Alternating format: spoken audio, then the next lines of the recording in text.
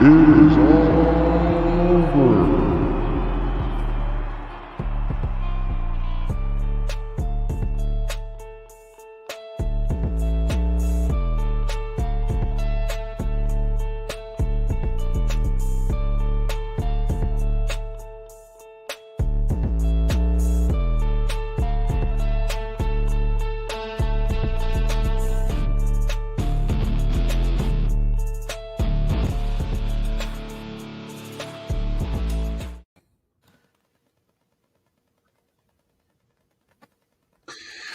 What is up, everyone? And oh my goodness, unfortunately it seems like we start off with this kind of news a lot.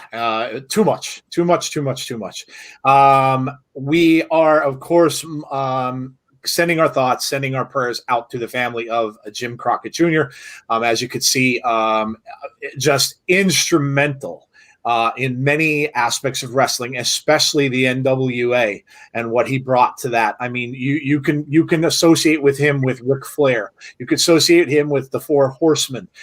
So many names that this man brought to the forefront in the NWA, and many other things that he did in his career, and a great career he had. Of course, you guys that have watched NWA, when NWA was on last year, they were going to have the Crockett Cup before all of the COVID thing happened, and they had it the year before as well, and that is who this is named after. So again, another sad day for the wrestling business.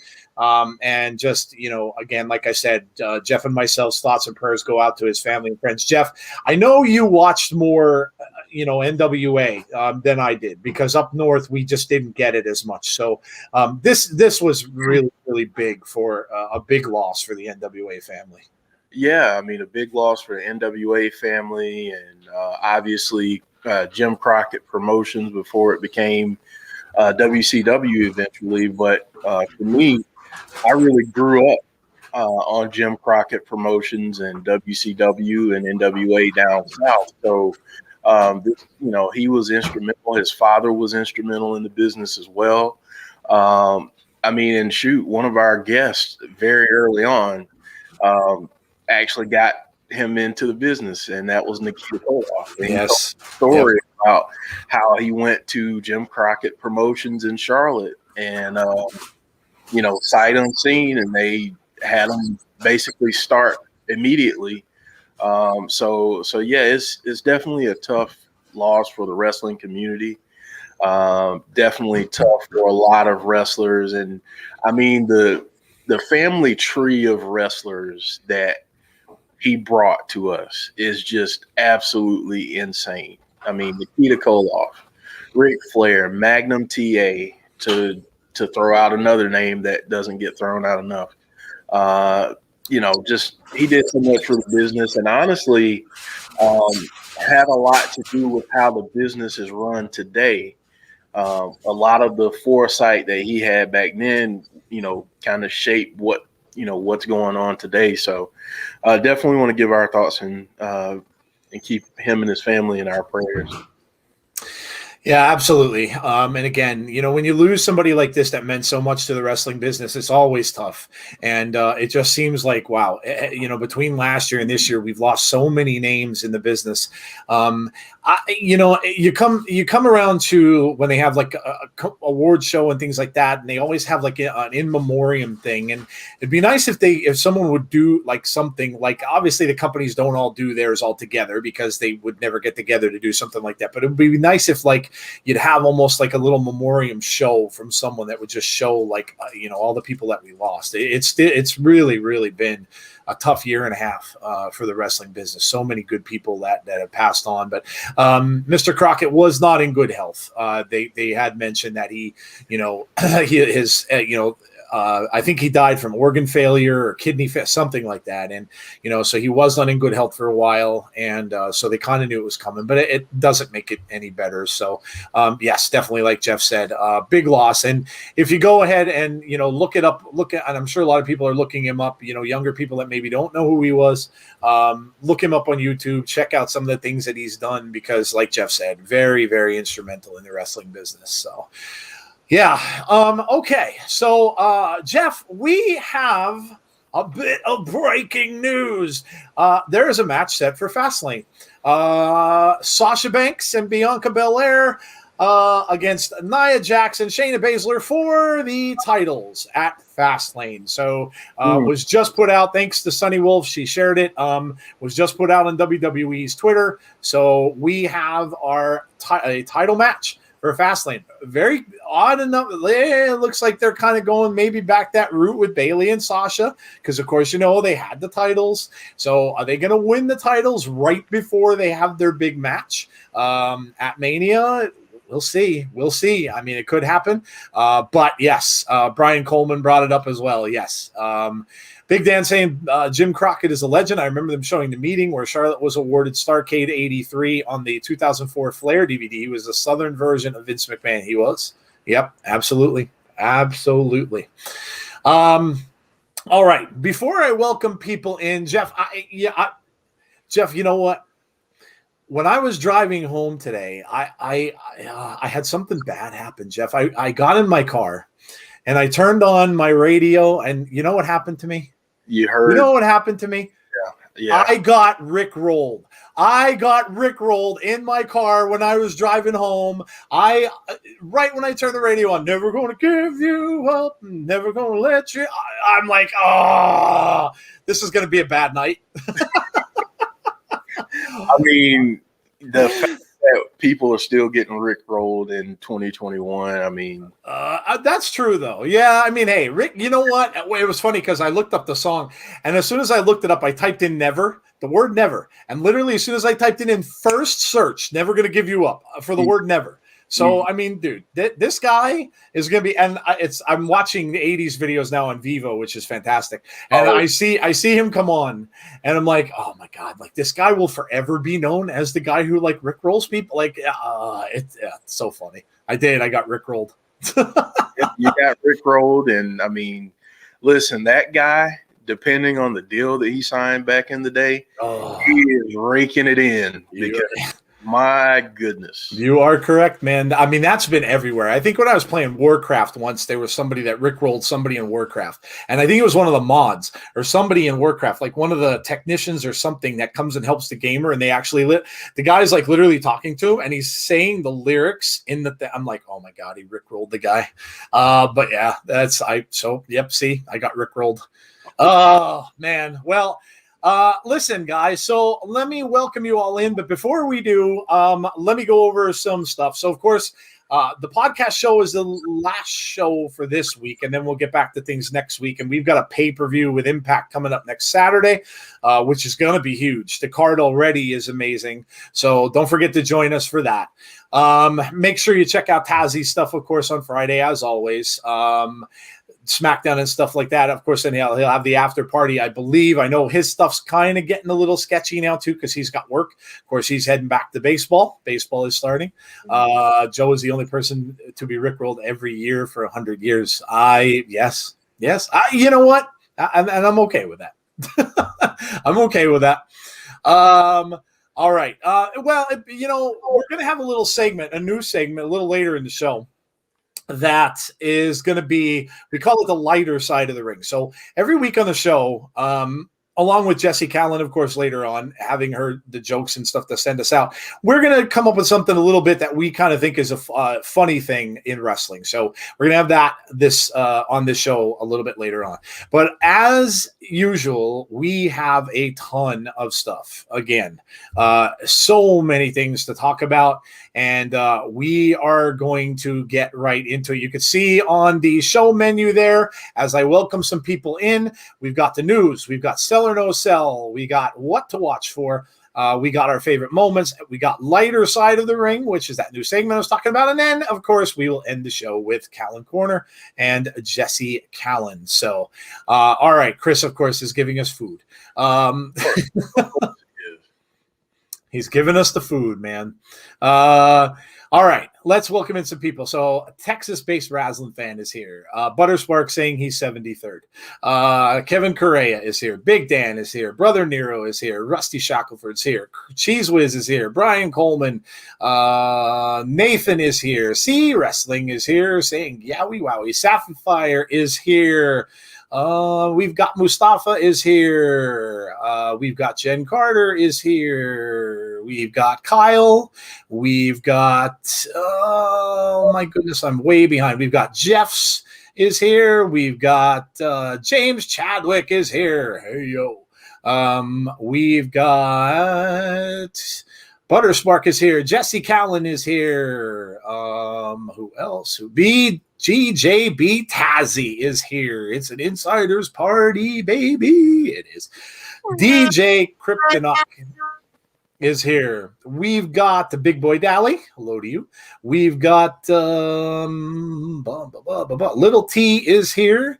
Let me see if I'm missing anybody. I think I might. Nope, we got Sean Rousset. Hello to you. Of course, Chris put in his food thing there right away. We've got Sunny Wolf is here as well. And I think Jesse said, I'll try my best to have some jokes at the right time. About times, yeah, usually about 10:30 is probably a good bet. Okay, so there we go. We've got a lot of news. Now, I know that a lot of people are talking about the mystery person who's going to show up at AEW. We will get to that. We're going to have it a little bit later on in the show when we go to what to watch for. So the segment that we're doing, that's the what to watch for segment, because obviously everyone will be watching for that. Of course, if you didn't see it, the Big Show, Paul White, came on with his new shirt that said, which, you know what, is clever. It's clever. It is clever. I mean, no BS. No BS. It's clever. Hey, it's clever. And he came in and announced that there will be a contract signing on Sunday, and that is going to be someone who could be a future Hall of Famer. So we will see what that is going to be, but we'll talk about that. Like I said, we'll talk about that a little bit later on. Insiders should be given a word for public service. They allow us all to sleep good on a Thursday by ending with the Calynn Corner segment. Oh, nasty. Jesse, Jesse, are you hearing this? Are you hearing this? Jesse said, the problem comes when I got to drive and pretty much don't have high-speed data. If y'all go until 10:30, I may be good, though. Yeah, we should be okay. Okay, so let's get the party started, shall we? What do we have first in our news list, Jeff? So first, NXT might be moving to another night, Joe. Yeah, this has been kind of all over the news, and it's gaining some steam. It's coming from everywhere now. I know our good friend Alvarez reported it now. It's been in a lot of places. So I think where there's smoke, there's usually fire. The more you hear about something, it's probably going to happen.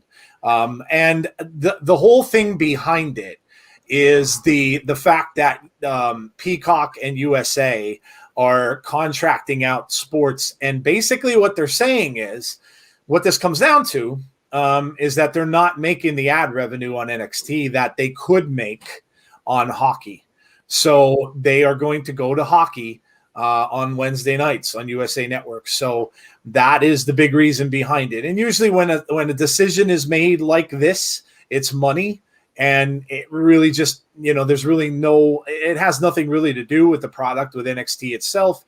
It's just a money thing. So they will be, it looks like, moving to Tuesday nights. The other thing we got, Jeff, was we got a little bit of a tease about a new NXT show. Yeah. There's a show floating around called Evolve, NXT Evolve. Apparently they have a title already.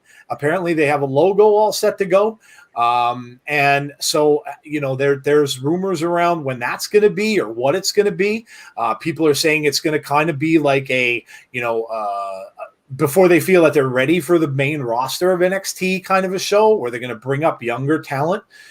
So you may be getting another NXT show, and where this is going to be. Now, the thing that people don't know, and this is where, and then I'll have Jeff, say his piece about the topic. But the thing people don't know, and this is what they're saying, if it does go over to Peacock and it's on like, let's say a Tuesday on Peacock, and it's not on USA at all.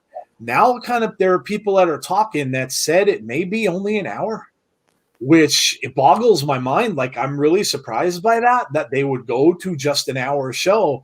But maybe if they're going with this Evolve show, maybe they're going to do an hour of Evolve and then an hour of NXT or something along those lines, kind of like we were seeing with Underground on Raw. There's no confirmation of any of this, and WWE has not come out and said anything. The move is supposed to happen sometime in April after Mania. So that is when so I'm sure as time goes by and enough stuff gets leaked, you'll hear more about this. But it does look like NXT is going to move to Tuesday nights. And we'll talk after Jeff mentions Jeff. I mean, this is going to be big for AEW. This is going to be big for, unfortunately, it's going to not be so great for Impact. So there's a lot of missing and moving pieces here, man. Yeah, I mean, there's a lot of dominoes that will fall once this happens. And Big Dan kind of stole my thunder. I was going to go here, but if I were WWE and if I were Triple H, I would have 1 to 2 big-time NXT matches on Monday nights. I just would, because it would break up the monotony of Raw. Even though it's been better, I got to give credit where credit is due. But, it would break up a little bit of the monotony. It'd be a change of pace. But, what it would also do is highlight some of those bigger matches and give folks a reason to tune in to Peacock the next night. That would be a huge thing that they could do going forward. So, but yeah, I mean, but it sucks for Impact. It sucks for NWA, who we'll talk about in a little bit. But yeah, I mean, it's the nature of the beast right now. Yeah, I mean, a few years ago, we had not much at all for wrestling. Now we are getting to the point where we are overloaded, and it's going to be really hard for people to watch all this because, man, there's just so much going on right now. I mean, think about it. You may have 3 wrestling shows until something happens with Impact where maybe they decide to move. But what is with Thursdays? Like, why don't people like the day Thursday? I don't get it. Why does everybody stay away from Thursday? What is it? Like, is there something with Thursdays that everybody hates? I don't understand. Move things to Thursday. But yeah, like there's just so much. I mean, it's going to be so hard to find the time to watch all this show. Jody's representing at work. Jody said she wore her insider shirt today at work. Jody representing. Awesome, awesome, awesome. I know some of you out there do have some insider shirts, so thank you for representing the insiders. That's amazing. But yeah, it's going to make everything crazy, and it is really getting tough to watch all this stuff. It really is. And so we'll see. We'll see what happens. Like Jeff said, that is a very good idea. They could use that 3rd hour of Raw, which ends up becoming a sticking point for the show. And a lot of people said that they should really get rid of the 3-hour Raw and go to 2. Yeah, why not throw in a couple of NXT things at the very end and let it carry over? And then you're going to want to kind of watch. I mean, geez, Jeff, people were even saying at some point they can start a match.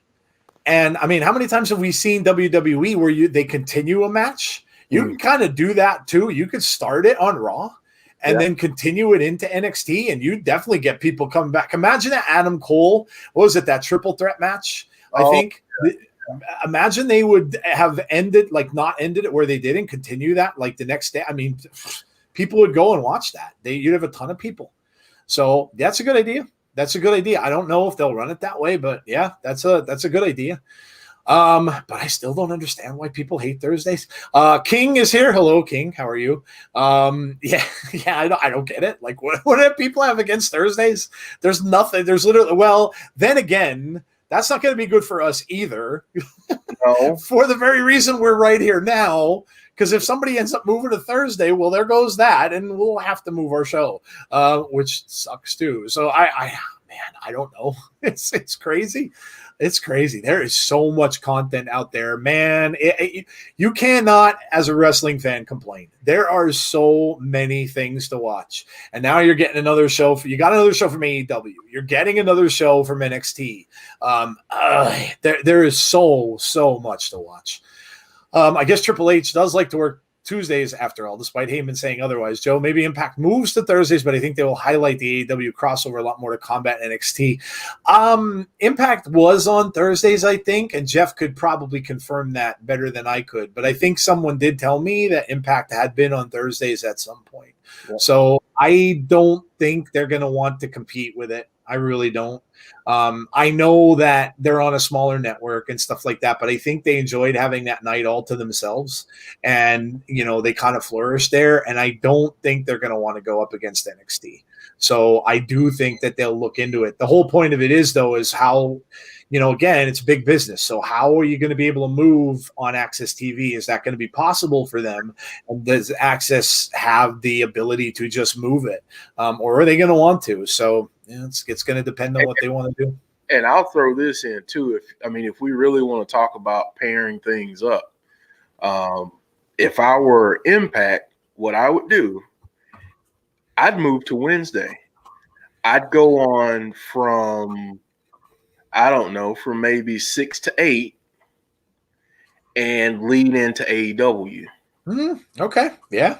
Because if you really want to highlight that partnership and the forbidden door, that's true. Lead into each other. Yeah.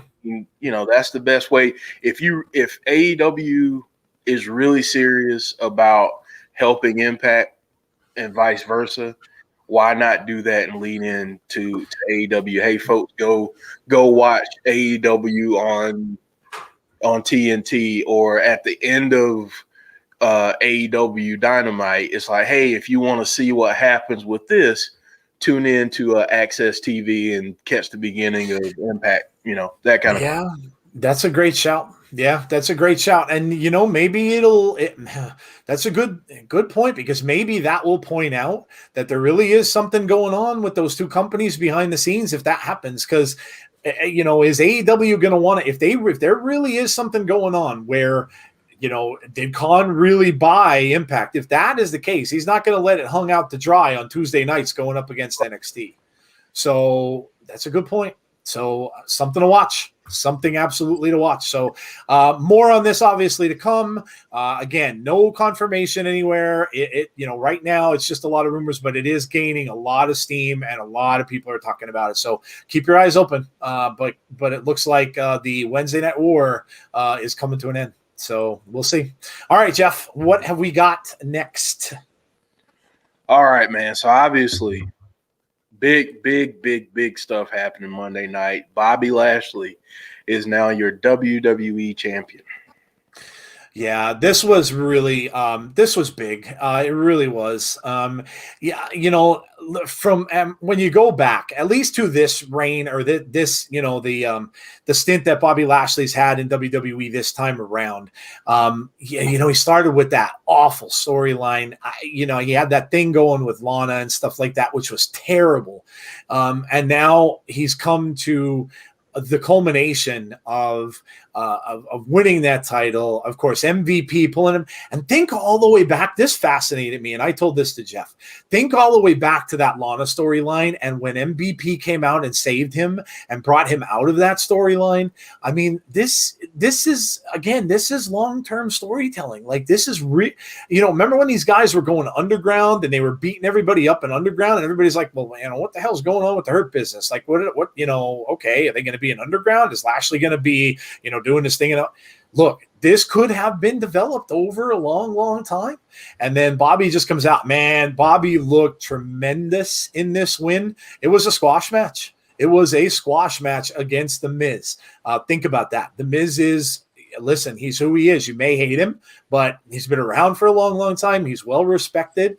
And man, he got squashed. But he tried to get 2 shots in on Bobby, and Bobby just kind of looked at him like it didn't even hurt him. This was a really cool moment for him.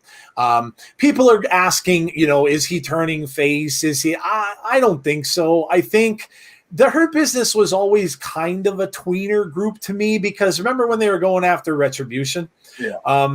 They were so.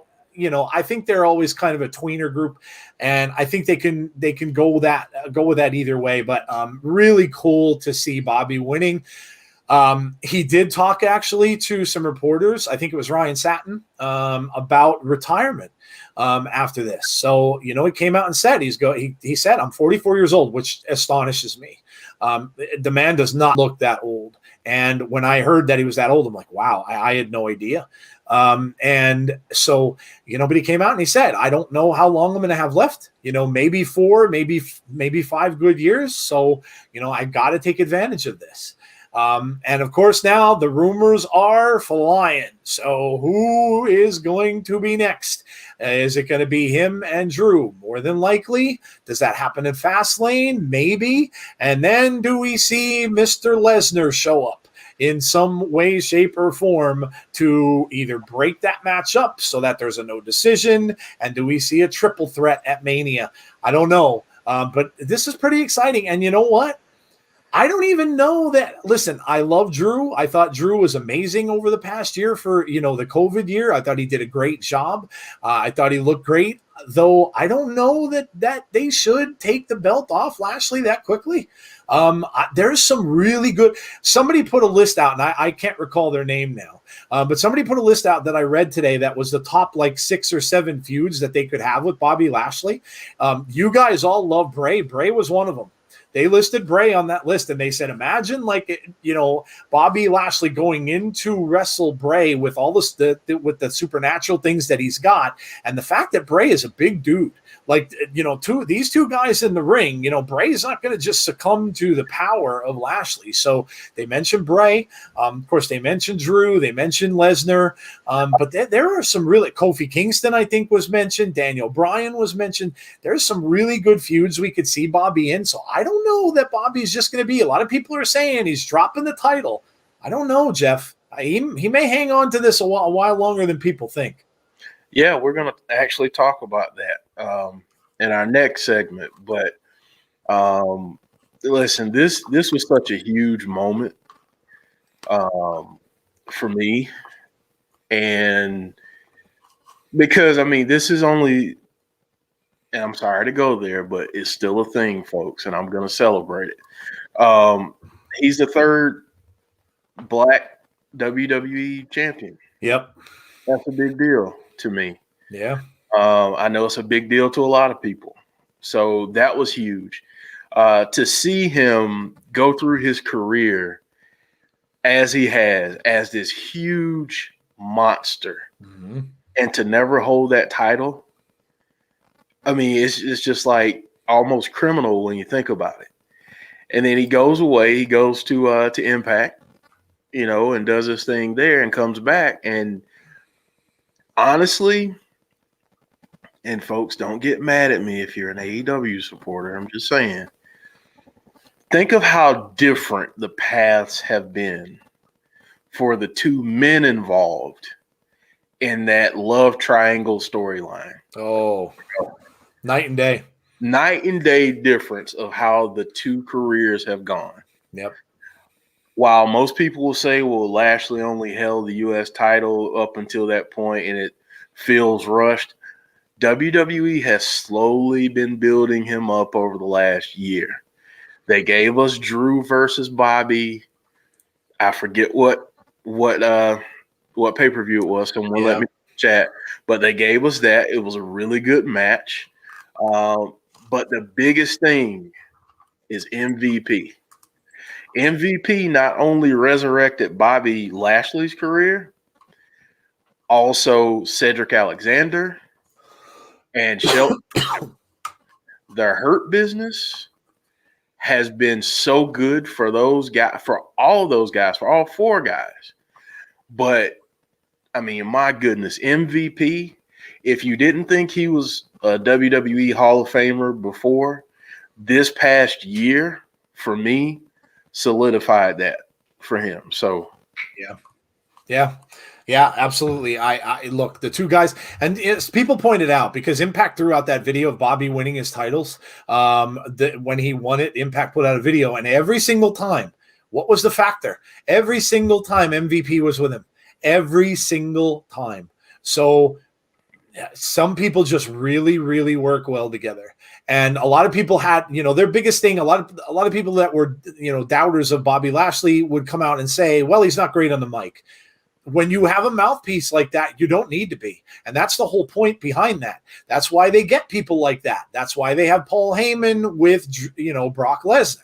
He doesn't need to be great on the mic. He's got a mouthpiece, and MVP is Bobby's mouthpiece, and they just work very, very well together. And that's why when you saw Bobby right after he won come out on a video and say, I am going to thank MVP.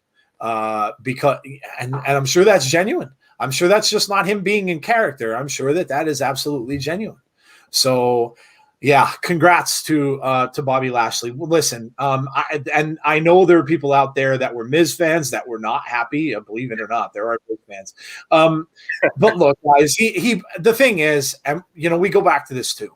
He won the title, right? He used the briefcase. He won the title. I don't think many people thought he was going to hold on to that belt for a long time. He won the title, and it doesn't matter if you hold the title for 3 days or if you hold it for a year. You're a champion. He won the title. He's a champion again. And yes, he lost, but look, I'm sure in his career he probably doesn't care. And a lot of people already kind of knew that that Miz was going to be involved with that whole Bad Bunny storyline, and that's probably still going to be the case. So, but yeah, absolutely. Congrats to Bobby Lashley. And like I said, I don't think it's going to be, I don't think he's just going to come in. We may see if Brock does show up, Brock may end up pulling Drew out of that whole feud, and Brock may end up wrestling Drew, and that may go a little further because, Brock kind of owes Drew. So they might go back to that, and they might pull Bobby Lashley into a whole new storyline with someone else. So don't be shocked if he holds on to that title. Really quick piece of news as well.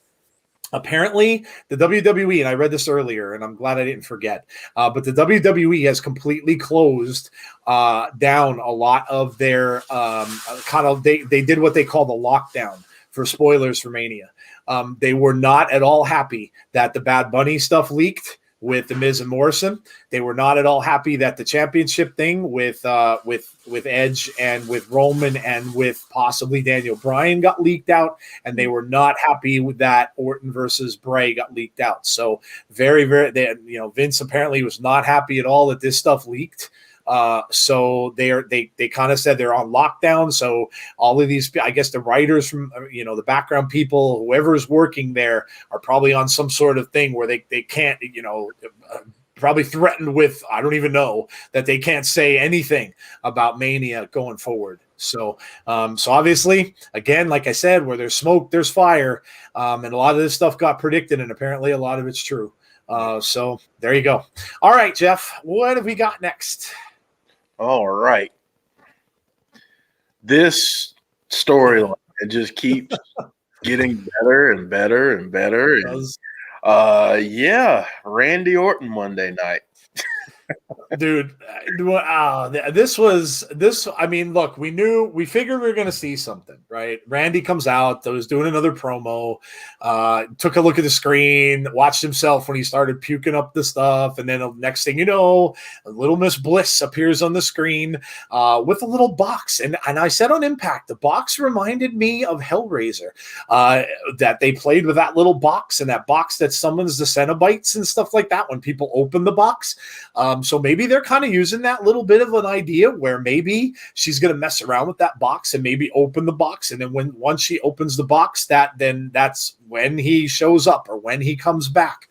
I don't know. I still think this is going to lead up to a match. I think it's going to be a match between Alexa and Randy at Fastlane. I don't know how they're going to do it. It's going to have to be cinematic, I'm sure. So we'll see where it goes. But this has been Randy in that segment, Jeff, looked like a different dude. Like the mustache looked different. It looked like he almost looked like EC3 a little bit. When I took a look at the still photo of him, the mustache was darker, and he almost looked a little like EC3 because he had the camera angle they used had his face looking a little longer, had the jaw down a little further. And man, dude, the voice over and the laugh, that was amazing. It was absolutely amazing. But I think, what Jody, what Jeff have been saying all along, what had been rumored for a couple of months, I'm pretty darn sure we're getting a Funhouse match. Now, how is that going to go down? It could be different. They could have part Funhouse match and they could have part in-ring. I think Jeff mentioned that. It could be a little bit of both because they're going to have fans there. So it could be a little bit. Look, Florida, by the way, if you guys haven't noticed, I mean, some of you guys are overseas. Florida is open. They literally open the whole state. The state of Florida, good or bad, and some people will say, well, that's really not smart, but it is open. They can pack arenas there now. They can have as many people go as want to go. So they're going to have fans at this event. So is it going to be a little bit of a mixture of the Funhouse, and then they will have, they'll have them in the ring at the end of it? I don't know, but I think it's pretty safe to say, especially after those words were uttered saying, Randy, you are going to, pay for all of you're going to, relive all of the things that you've done. Yeah, it just kind of seemed like we're getting a Funhouse match, Jeff.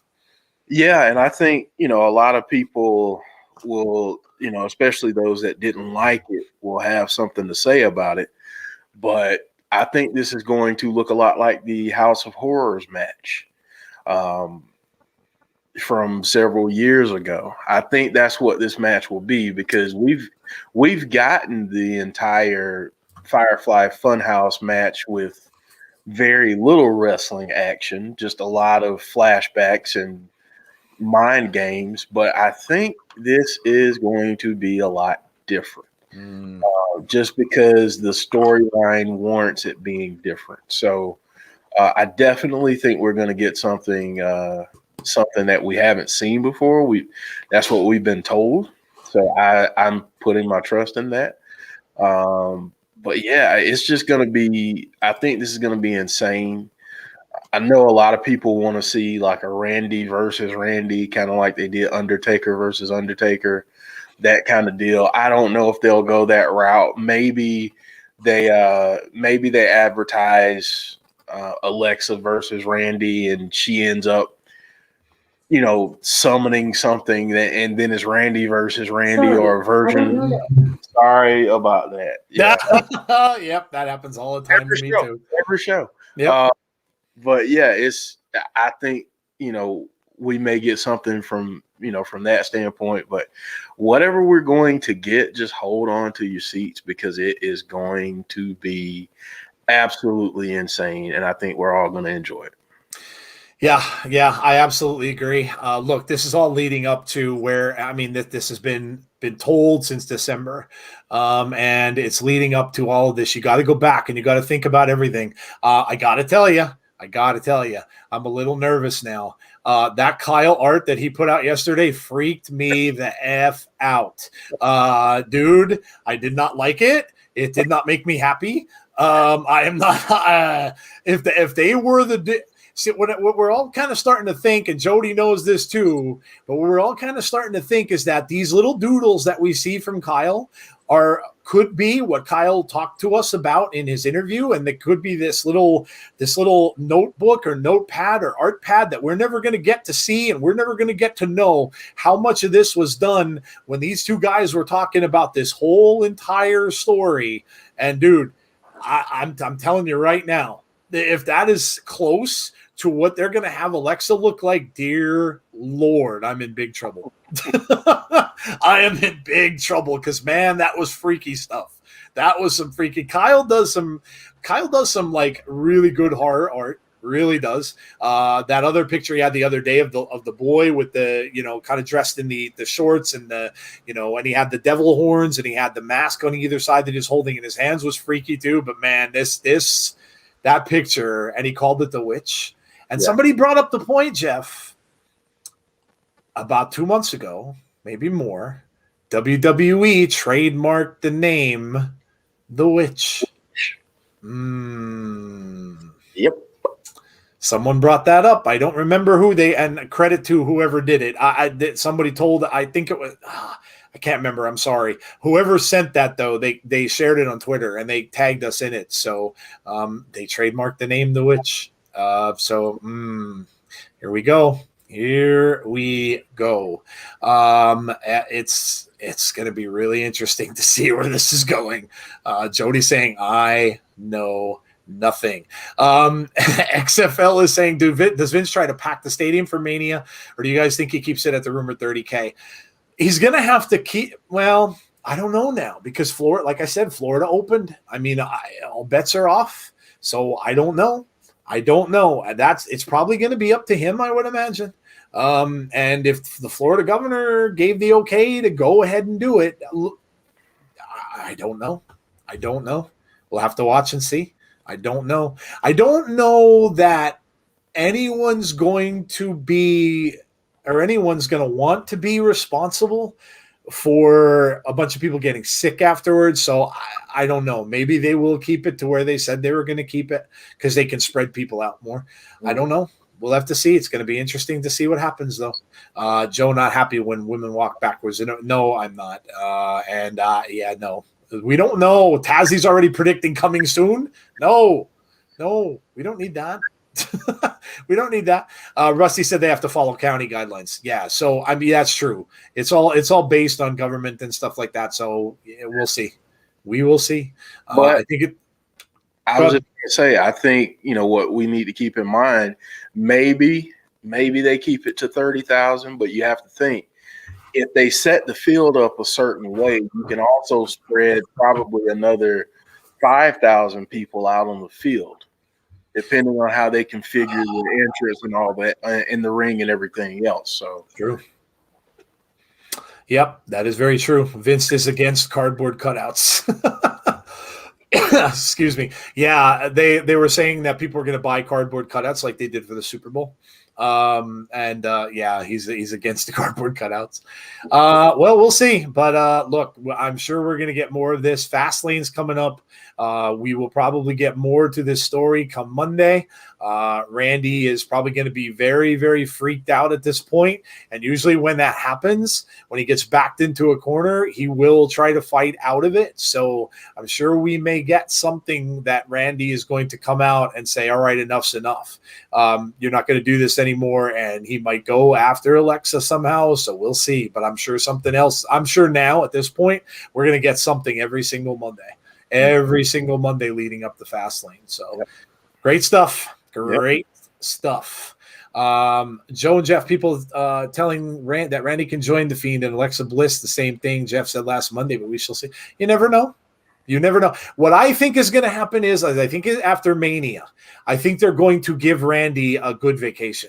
Randy's been going and going and going all through COVID. And I think they're going to just give him some time off. And that'll be good, because whatever Bray does to him, you'll get him off TV for a while. And that'll sell that even more. Now, how he comes back, I don't know. Maybe he stays away until SummerSlam. We'll see. But, that's what I think is going to happen. I think we won't see Randy for a little while on WWE TV. I think that's what they'll do. All right. What's up next, Jeff? All right, our final topic in the news. We got a little bit of news from the NWA. They are returning with a pay-per-view on March 21st, and then they will be reportedly back on Tuesday nights at 6:05. Yeah, the NWA family got some good news. They have been gone. Many people said they're done. They lost way too many people. I mean, Thunder Rosa's been on AEW. They're Thunder Rosa lost that championship. The Serena Deeb has it on AEW now. So they were saying they're done. Well, all the stuff came off of YouTube. People were saying, well, look, they took everything down. They're done. Not the case. So they made a deal with Fight TV, and their first show will be a pay-per-view the day of Fastlane, 4:00, I believe, in the afternoon. So it'll be interesting to see. I did get to hear Nick Aldis talk today on Busted Open. He's pretty excited about it, saying that, they have a lot of people that are coming back. I think they met, well, of course, the people that they had listed that'll be in the pay-per-view is Thunder Rosa, Camille, Nick Aldis, James Storm, Trevor Murdoch, Aaron Stevens, Pope.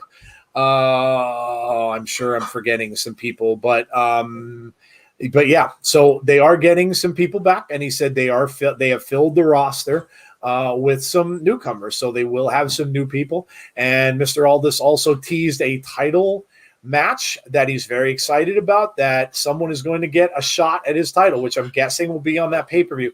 A little weird to start out the way they are. Starting off with a pay-per-view, it's $20, I think. No storylines, no anything like that leading up to it. So it's going to be a little odd to come back that way. You kind of think they might have reversed it and may have done the Tuesday shows first and went into a pay-per-view. But we'll see. I enjoyed it. If they go back, and Mr. Aldis was saying that they will go back to Power. He said Power was a great show. They liked the format. They enjoyed the way it was. He said they're still a little bit behind the eight ball with it, because they still won't have the crowds, because you can't have everybody so close together and packed so tight in there. So he said they're still a little bit, they're not going to quite have that, but he said they're still going to keep it the same way. And I think Dave LaGreca asked him, what's going to get people to watch the show? And he basically pitched it as, listen, the new people that are coming in, he said they're going to be given an opportunity to shine. And he said, and what this show is about. The show is about a lot of promos. You're going to have more than your fair share of promos that you'll have to do. And he said, so, these people can come in, they could shine. And if they end up going somewhere else, so be it. But, he said, we're going to get the best out of the people that we have. So look, I'm pretty pleased that it's coming back. We're going to keep watching it. I know, you guys can go vote on the poll too, if you don't mind. I think only maybe 8 or 10 people saw it. But if you haven't seen it, go on our Twitter page and please vote, because I did ask if there would be any interest in us streaming it. I know we have Impact on Tuesday, at least for now. But we'll see. If you guys would be interested in us doing a stream, it's going to be a little bit of a tougher sell. I get it, because it's not free anymore. It's not on YouTube. So obviously to watch along with us, you'll have to purchase it. But go ahead and just vote anyway, because I just kind of want to get an idea of garnering some interest. And we'll go from there and we'll see. But look, I enjoyed it. I hope they do well. I wish them well. And we'll see how it goes. I know there's a lot of people that aren't happy about the fact that they're charging for it now, but they got to earn money. Yeah. That's the bottom line. They got to earn money, Jeff. Can't do the stuff for free. They've been off for a year. And yep. I mean, listen, Billy Corgan may be rich, but he's not Vince McMahon and Tony Khan rich. Yep. So, I mean, he's got to make some money somehow. I'm glad to see NWA coming back. I really am, because it brought back some nostalgic feelings with Power. And, that's one of those things that, it can be overdone or it can be done in the right way. And NWA did it in the right way with the studio setting and everything. I'm interested to see how much it will cost. Good Lord have mercy.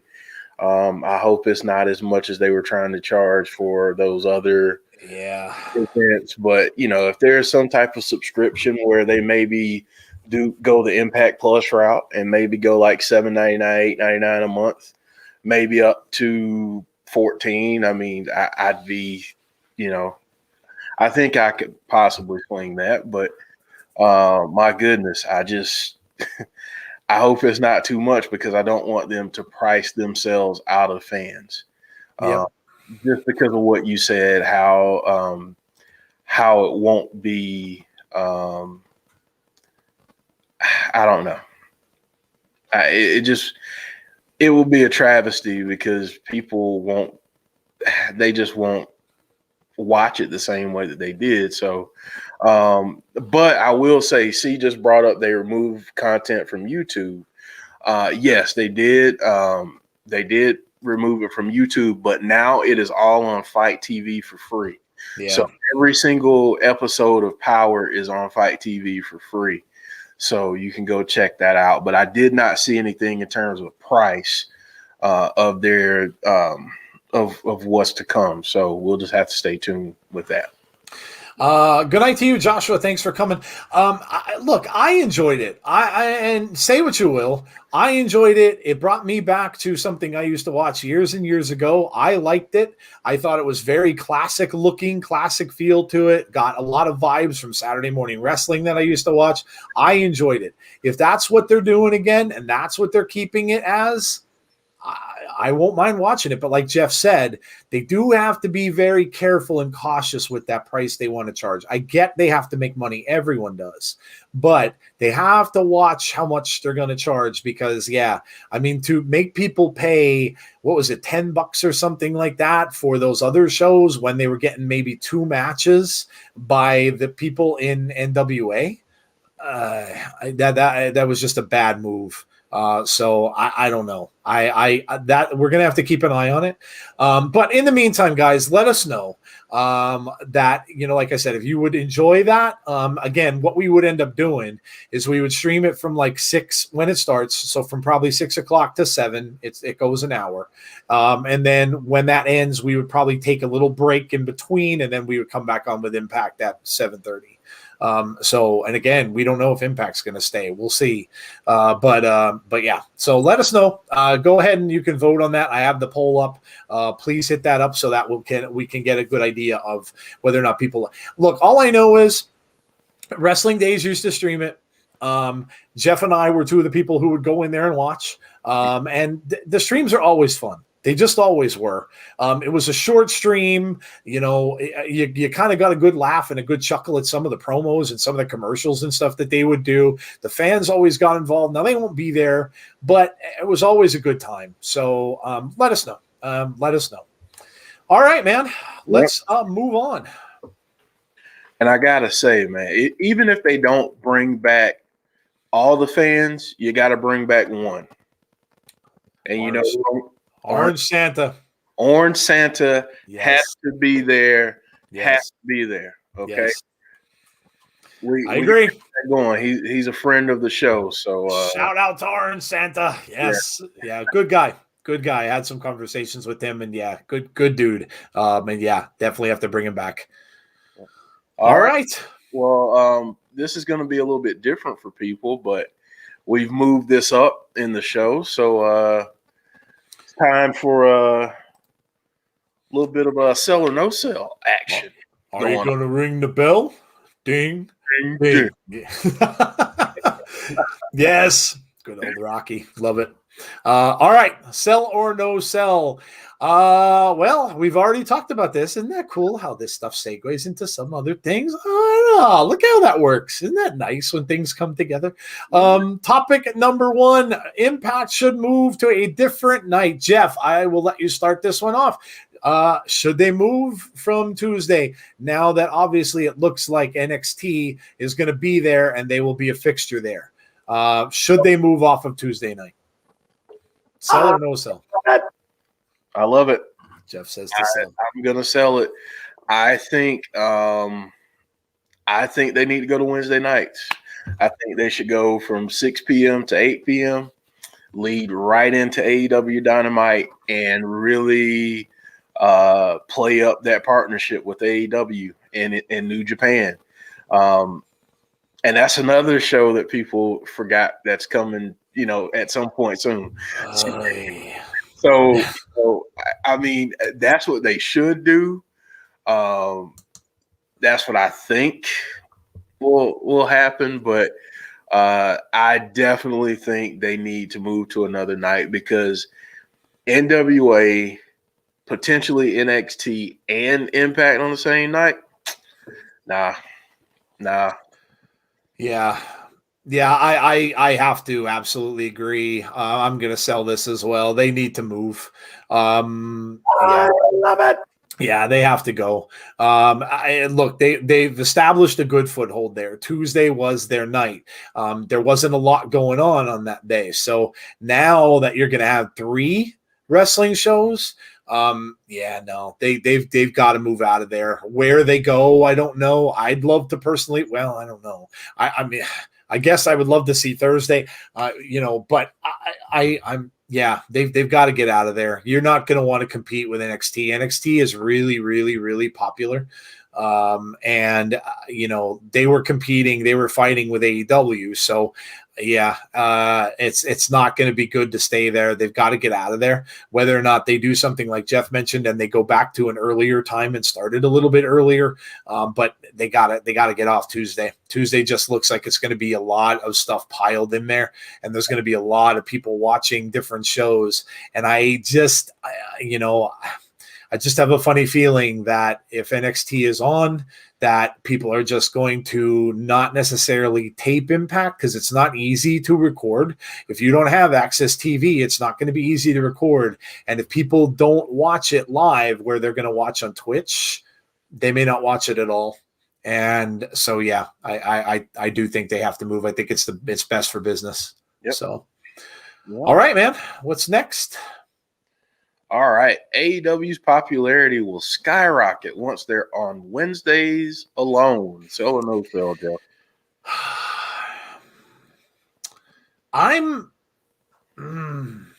They had some opportunities in the past with this. I don't think so. I don't think that, if you're talking skyrocket, like it's going to be, they're going to get 1 million viewers every single Wednesday. I don't think so. No, I don't think so.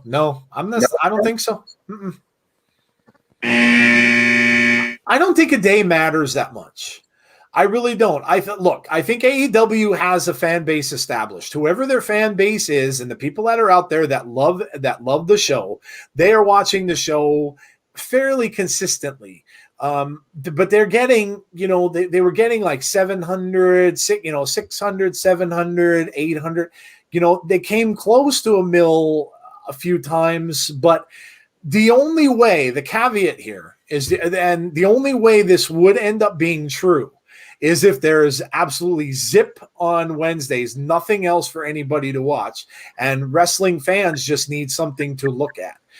Then maybe it will. Maybe it'll project them over. But here's the kicker. And Cody Rhodes said this himself. Cody Rhodes, when in an interview, was talking about that whole NXT thing and the move.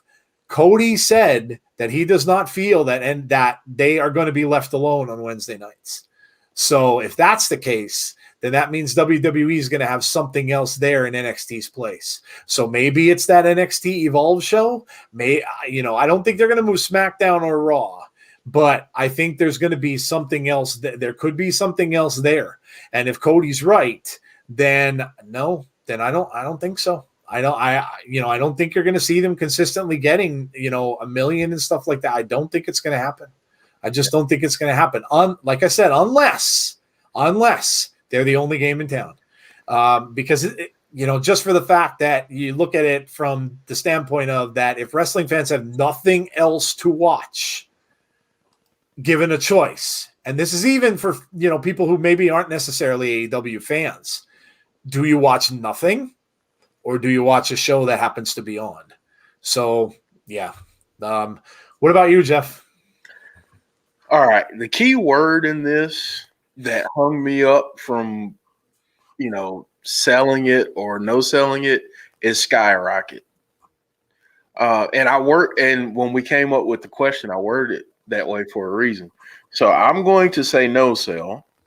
And here's my reason why. They've hit 1 million one time. Okay.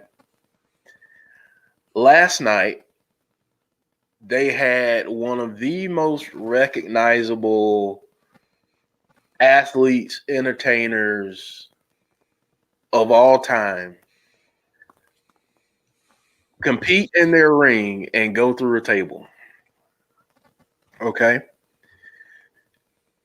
They didn't hit 1 million last night. They hit 900,034. Now, they crushed NXT, as they should. Because if you have Chris Jericho, MJF, Shaq, Cody, all these names, Sting, all these names. Show. Yeah. Show. Yeah. Kenny Omega, John Mox. I mean, if you have all these names, you should not be in competition with NXT. Yeah. Based on what the two shows are. I got to say this. That was a heck of a debut by Shaq. He looked good. He did. I'm just saying, he looked good. But I don't think they're going to skyrocket because I think, and I know people are going to get pissed off at this, but I think they've hit their peak in terms of the amount of people that they're going to attract. Because at this point, I think you're in one or two camps.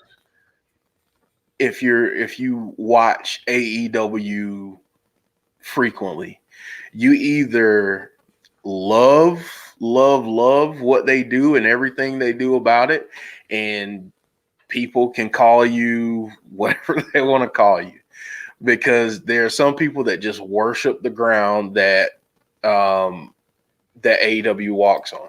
Okay, that's just a fact. Really, three camps. Then you've got the people who watch it just to see, okay, what are they going to do? Because what AEW has turned into is shock value TV. It's how can I wow people? It's almost like they do segments and different things for big views on YouTube later. Like they want to have these clippable moments of the show that they can put on YouTube and get 2 million views or 3 million views. The Shaq thing hadn't done that at the last point that I saw it. So, my thing is, I don't think they'll skyrocket. I think they've kind of plateaued at this point. I think their current strategy of signings and the direction that it seems their business is going in doesn't equate to sustained viewership sticking around. I think it's a flash in the pan model that we've seen previously. But the balance of power could shift on Sunday. And, it all depends on who they get. If it's someone that, and I don't mean any disrespect, but if it's someone in the twilight of their career who's going to wrestle maybe 5-6 times a year, that's not going to do anything for your fans that you need to attract. If you sign someone who is in the peak of their career, and that is a Hall of Fame worthy, Hall of Fame caliber talent today and not 10 years ago or 5 years ago, that changes the balance of power. So it'll all be to see, we'll see who shows up on Sunday, but I kind of hinge it on that. If they pull a card where they sign another legend, not a fan of that.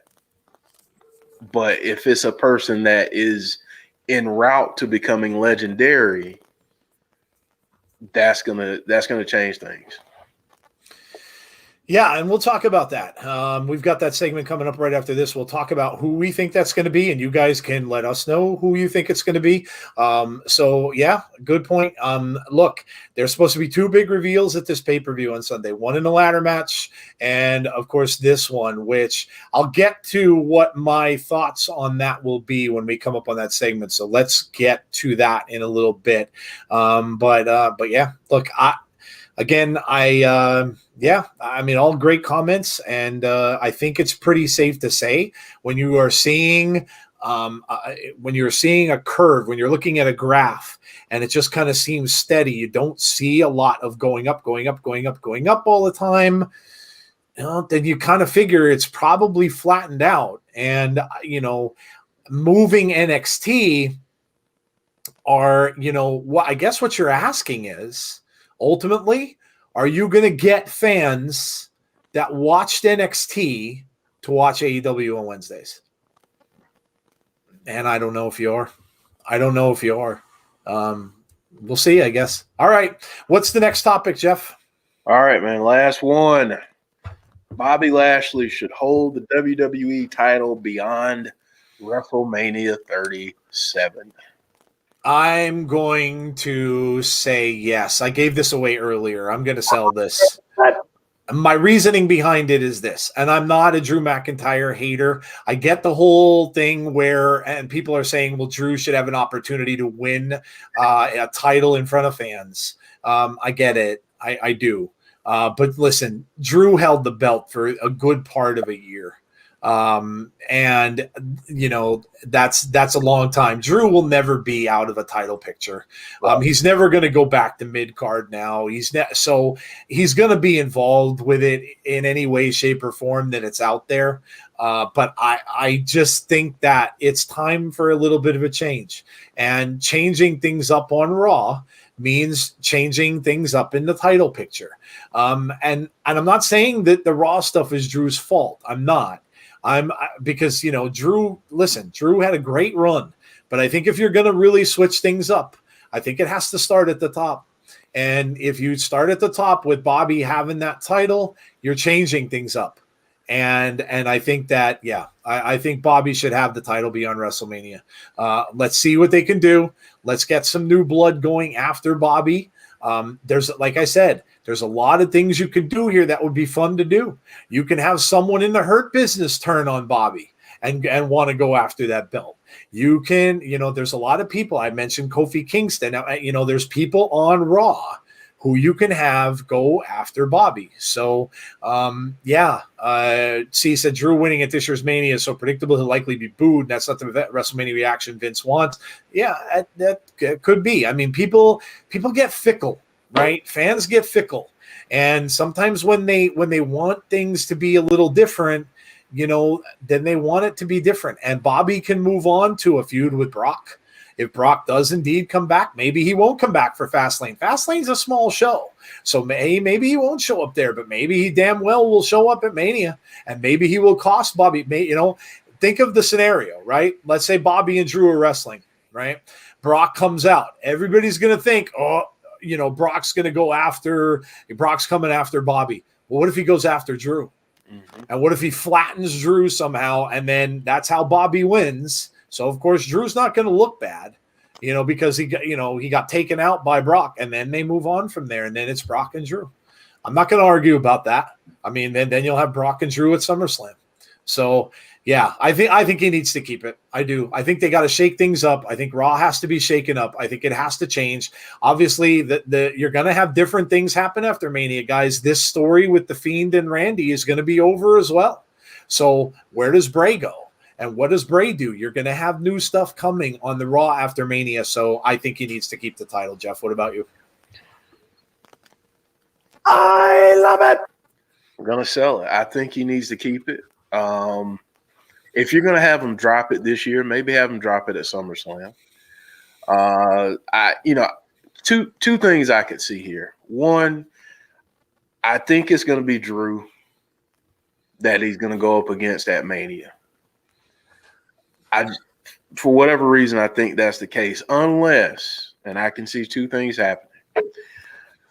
I think just for shock value alone, even though it is, quote unquote, just Fastlane, I could see them bringing Brock back at Fastlane because it's their first event on Peacock. That's true. And they want to get as many eyes on that product as possible because maybe they don't get the millions and millions of eyes they do at Fastlane. But if they create enough buzz, they'll definitely get it at Mania. So what better way to do that? You shock the crap out of people during Fastlane and get them invested. Even if they watch at Fastlane and they don't come back until Mania, you've at least built some anticipation there on Fastlane. So I think that it's possible that Bobby could. I don't know that he'll face anyone at Fastlane. Maybe he does. Maybe he faces Drew. I don't know. But I could see him facing someone maybe like an AJ Styles. Yeah. It's not something that a lot of people are calling. If Brock comes back, then the rematch between he and Drew would be great as a Mania match. It could be a quick little match, and then a winner goes on to face Bobby at SummerSlam. And then you get that big, huge matchup because you got to have something big for SummerSlam. So you could have that dream match against Bobby and Brock. I hesitate. I really want Bobby and Keith Lee at Mania, but I've got to see them do more with Keith before I'm like, okay, yeah, let me. And plus, he's been injured. So, I don't know. That'd be a great match. Yeah, Keith Lee and Bobby would be a great match. Yeah, look, there's so many different combinations you could run. And that's why I said I think that's what makes it interesting. And I think that's what's going to change Raw up. Everybody was saying that, SmackDown is so much better than Raw. Raw is the worst of the two shows. And the storyline that all of us pretty much agree that's keeping Raw going is the whole Alexa and Randy thing. And when that's not going on, you don't have much. Well, now you do. And I think you have an opportunity to really change up Raw moving forward. So I think he's got to keep the title. I just do. And I think they've got to change things up. Going back to Drew, look, the rumors that were out there that Miz got the title in the first place was that they didn't know who they were going to have Drew wrestle. And if you're in that kind of a corner and you don't know what you're going to do with your champion, where are you going to go with him if you give it right back to him? What's going to change? Where are you going to go? Are you going to go back to Sheamus? There's not a lot there that makes any sense. So yeah, I think they keep, I think that Lashley should hold it. Rusty's saying Cross going into the big. There's going to be some NXT things at Mania. I have no doubt. I don't know what it'll be. I don't know if it's just going to be a championship match, maybe a women's championship match. I don't know, but there's going to be some things with NXT at Mania. I'd almost guarantee. It. On a takeover starting that Thursday. Oh, they are having a takeover now. Supposedly doing a 2-day takeover. So okay. It's going to be Thursday, Friday. Okay. It's going to be Saturday, Sunday. That's supposedly what the plan is. I don't know if that's confirmed, but I read that a little bit earlier that the plan is that they're doing a takeover Thursday, Friday. They're going to do a 2-day takeover, and then Mania will be Saturday, Sunday. So okay. All right. Well, there you go. If that's the case, then no, they probably won't have any NXT stuff on Mania, but okay. I'm down. Wow, 2-day takeover. And then, man, can you imagine 4 days of wrestling? Oh, jeez. That's a lot of streaming. Hey, this will be our first Mania. Yeah. That's going to be a lot of fun. It'll be our first WrestleMania stream. That'll be cool. Big party. All right. Let's go to our next topic, and I believe we're going to go back to that mystery person that's showing up on Sunday. So, we're going to talk a little bit about what to watch for right now. So, all right, very good. Well, of course, you guys all know the weekend we've got AEW Revolution. So the big talk last night was what Big Show or who Big Show meant. Who is going to be the person that's going to show up? Now there are going to be two people. So one of them will be this person that Big Show's talking about, and then there is another person that may show up that is going to show up during the ladder match that they're not announcing. So a mystery person for the ladder match as well. So two people, shout them out. Who do you think it's going to be? The first thing I will tell you that came to my mind, and I know you guys always mention this dude, was CM Punk. My logic behind it, and I explained it to Jeff before we started the show. My logic behind that is a couple things. Number one, we know that CM Punk does not probably have a very good or very, very soft spot in his heart for Vince McMahon. And if that's the case, what better way to screw over the dude that maybe you don't like than going to AEW? That's the first one. Second one, he has come out and said he wants a boatload of money, a money truck, quote unquote, parked in front of his house. Who can park a money truck in front of CM Punk's house? Very easily, Mr. Tony Khan. That was the other thing that I thought of as well. The third thing is he can bring his wife along for the ride as well. And he could show up, and AJ Lee could show up. Both end up in AEW at the same time. So DJ Kryptonok, I see you. Yes. I did not even see your comment before I said that. So AJ Lee can end up coming into the women's division. Now, that could be a good thing for them. They look like they can kind of use some. Jade was impressive last night, by the way, dude. I would love to see a match between Jade and Camille. Could you imagine if Jade and Camille wrestled? Oh, listen, I'll throw you another one, and she's right there in the same company. Her and Big Swole. Oh, absolutely. Oh, absolutely. They're getting some talent in there. Just keep spotlighting the man. That match last night looked as if it was, yes, you had Shaq there, but when they both got bombed through that table, it came down to the women, and the women finished the match. So if that was to put Jade over, and that was to elevate the women, yeah, kudos if that was the case. And it kind of seemed like that was. So I'd love to see more of that. People in the chat are shouting Tessa. Tessa could show up. Britt Baker is now missing a partner. The partner that she was supposed to have is not going to wrestle, is hurt. Could a female wrestler sneak in there as well? Yeah, Tessa could show up. Everybody was saying, where is Tessa going to end up? I don't think AEW would have any qualms about bringing her on.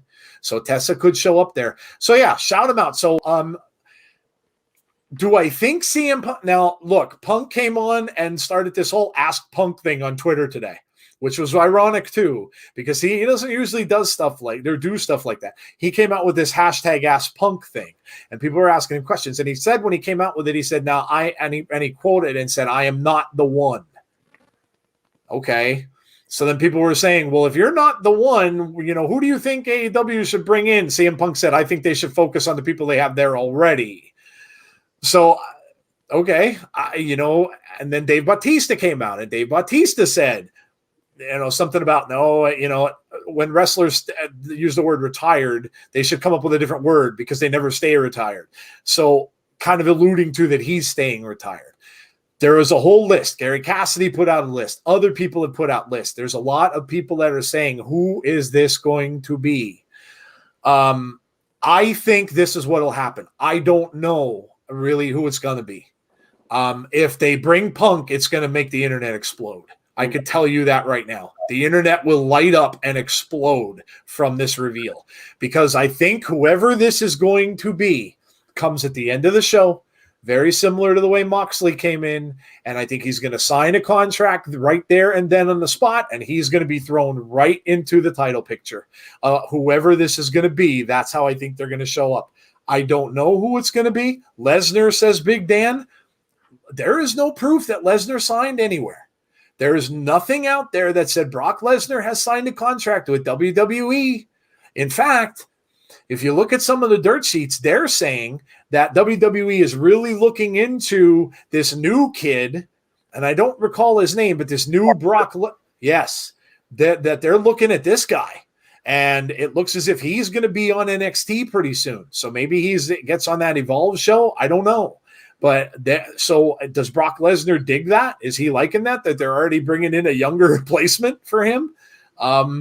Kip Clip says New Jack. Imagine if it's New Jack. Welcome, Kip Clips, by the way. Thanks for joining. Appreciate that. New Jack, wouldn't that be something? People are saying Christian.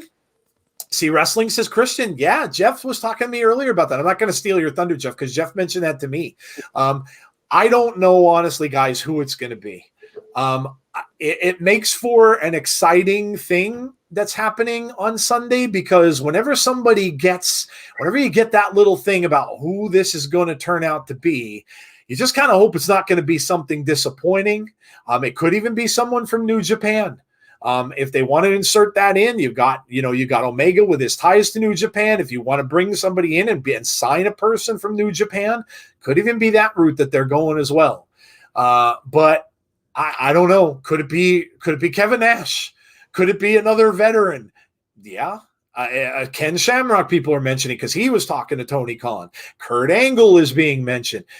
There's a lot of things swirling around about who this is going to be. I don't know, but I think it's going to end up being shown at the very last part of the show, and I think they're going to get inserted into the title. Who the ladder match is going to be, no idea either. I really don't know. Christian's a good call. Certainly a king of ladder matches. So, yeah. And Christian has been cleared to wrestle and has not been shown on WWE TV since the whole thing with Edge. And listen, if they knew he wasn't going to come back, you think maybe that's why they gave him that moment? And they had Edge and Christian have that little moment in the ring together? Was that Christian's last time in a WWE ring? Maybe. But go ahead, Jeff. I don't know if you have any ideas about who you think it's going to be. But yeah, I mean, it makes for an interesting scenario for Sunday and who they're going to reveal at this pay-per-view. I mean, for the ladder match, there are a couple names that I can think of.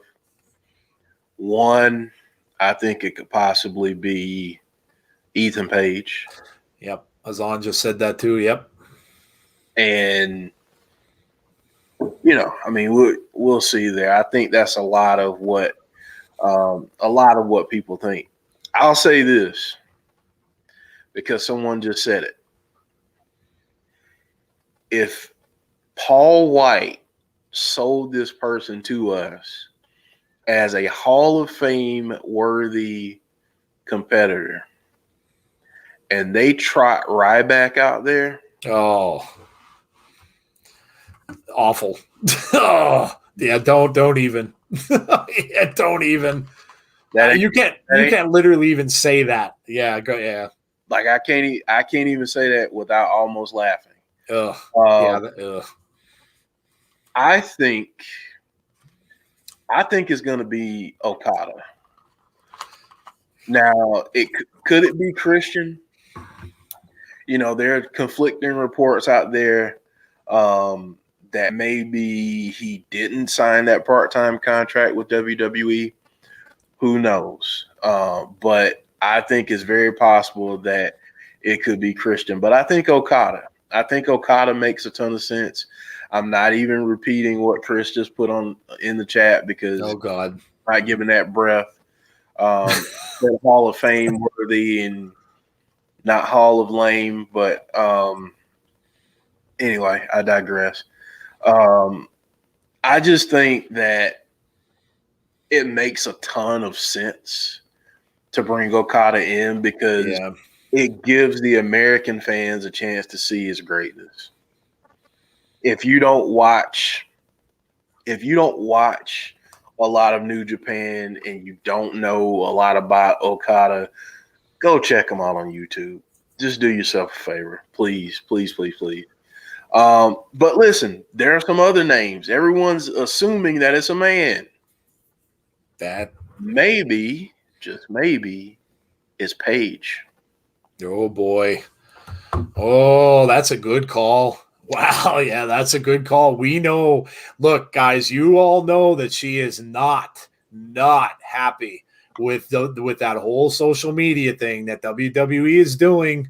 Wow, that's a great call. I would not have thought. And yeah, she would deserve maybe to be called someone that would be a Hall of Fame. Wow, that's a good call. Good call. Just saying. Yeah. Everyone is saying, man, what could AEW do on Sunday to switch the balance of power? You bring in Paige. Yep. Kip Clip says, "Isn't Brian Alvarez a wrestler? I know you guys like him. Oh, I love him. He's he's on my Christmas card list." Yeah. Yeah, I mean, but just think. What I would say is, think outside of the box. A lot of people are saying Kurt Angle. Think back to it. He's saying Hall of Fame worthy, meaning, my interpretation is, this person is not in a Hall of Fame anywhere. Kurt Angle is in two. So Christian, for some reason, isn't in the WWE Hall of Fame. If I were Christian, I'd be a little bit pissed about that, given everything that he's done for the business. So, yeah, good point. And the reason that people brought up Bautista is because Bautista, while he would have been in, he didn't get in yet because of the whole COVID thing, because they had no Hall of Fame last year. So that's another thing you kind of have to think of as a little play on words. How he was saying that, a Hall of Famer, well, he's not yet because he's not officially in yet. So that's why. And look, don't just be surprised if, people are going to deflect. Even if, from what Punk said, I'm not the one. And from what Bautista said, that doesn't mean anything. They can't spoil it. Obviously, they're not going to give it away. So they're going to deflect things. Punk's name gets mentioned anytime there's a new, a thing about a rumor of someone coming. So his name gets mentioned all the time. And the fact of the matter is, everybody's so used to it being mentioned that if and when he ever does show up, it's, again, like I said, man, it's going to blow up the internet. Absolutely blow up the internet. You will see CM Punk's name trending and whoever he ends up going with. But yeah, it could very well be a woman. It could very well be a woman. And yeah, Paige, that's great. I did not even think of Paige. That's a great shout. We all know she is not at all happy with those new rules that WWE has. So I don't know the status of her contract. I don't know. I don't know how long she's signed. So we'll see. We'll see. It'll be interesting to find out what's going to happen on Sunday. And yeah, for those of you who are going to check it out, I'm sure there will be people that are going to be streaming this. So obviously, fans of the show, enjoy it, because this kind of thing is fun stuff. And we will see who the big announcement is, and see where they're going to go. And you guys shouted out some funny stuff. You guys shouted out some serious stuff about Paige or Mark Henry. Yeah, Mark Henry's another name that's getting tossed around. That would be interesting to me, only because they're saying that one of the things that Big Show, one of the reasons, well, maybe not a reason, but one of the things why he left was because he didn't like how they made him do that segment where he kind of bowed to Randy Orton in the back and kind of looked pretty bad when Orton came back and just kind of made him look like trash. Mm-hmm. And he also did that to Mark Henry as well.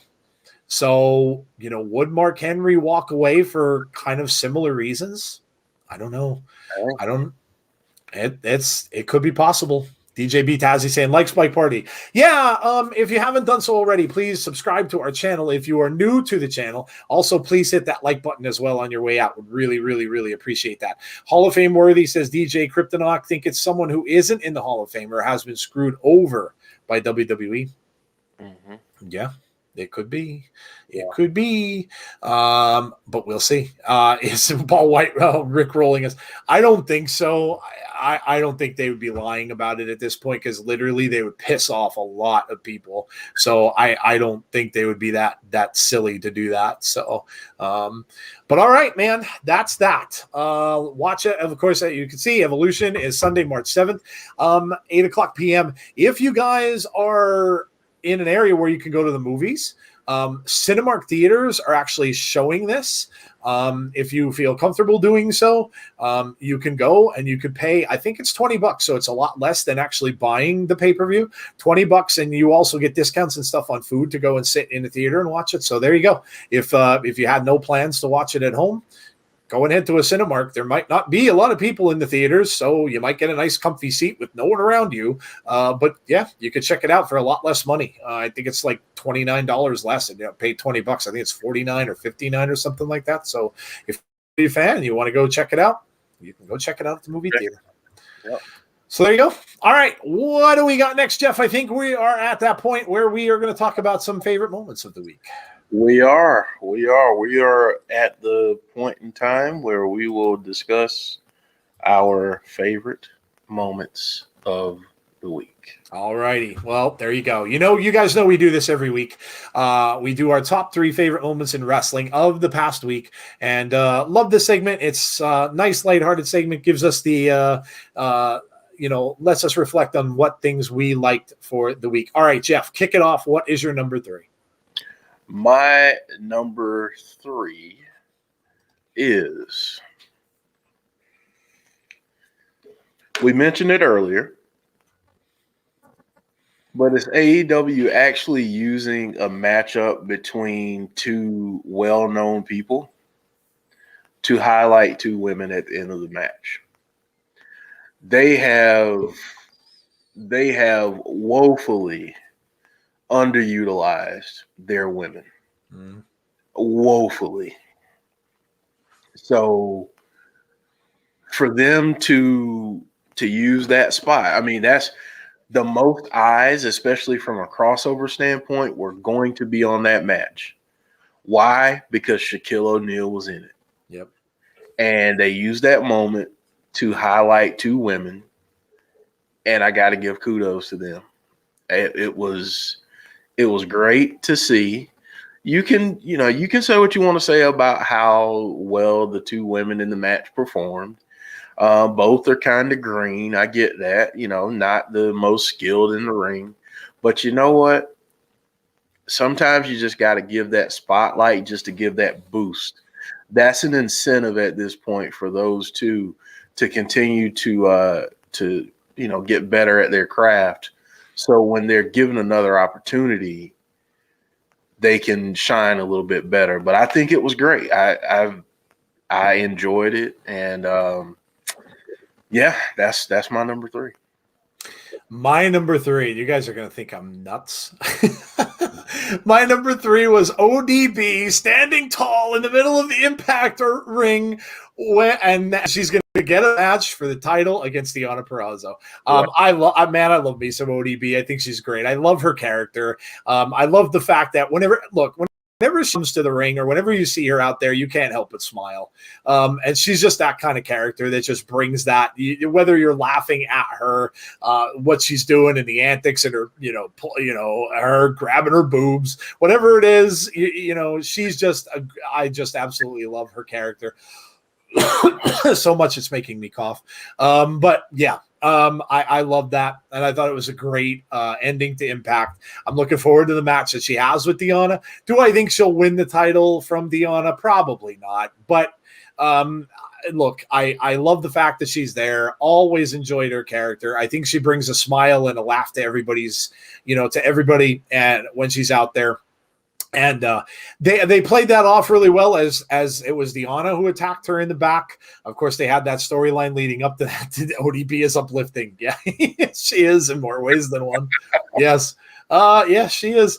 But I just love it. I absolutely love what she brings, and so glad to see her back. And have enjoyed her work on other shows, and I think it's really cool that Impact is giving her that opportunity to kind of be in the spotlight for however long she's going to be there. People can kind of come and go. You don't know how long they're going to stick around in Impact. Also, I saw you guys mentioning, yes, I don't want to forget about that, but really quickly, Enzo and Cass. We don't know what's going to happen with Enzo and Cass. Big Cass looks really, really good. A lot of people are saying they're going to come back to WWE. I kind of don't think so. I kind of think it looks like they're going to end up in Impact, I think, because they're really talking a lot about the Good Brothers that are pitching them. And look, Enzo's been on Talking Shopomania twice. So we'll see where that goes. I don't think they'll end up back at WWE, though.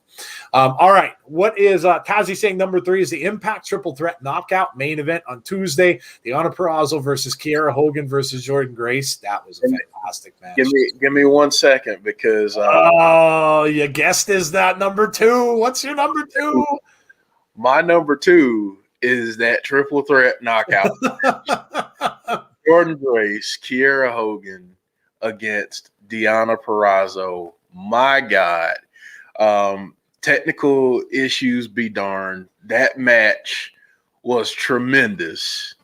And I mean, that is how you highlight women. That's how you highlight your talent. Not only that, but they had the main event to themselves. And boy, did they deliver. Yep. That was a pay-per-view quality main event on Twitch or Access TV. Yeah. And you got that on that. I mean, just a random Tuesday night, Impact show where you get a main event quality match like that. And it was tremendous. We thought it was just going to be Jordan and Deonna, and we were pumped up about that. And then they threw in Kiera, and they all 3 tore the house down. So, that was my number 2.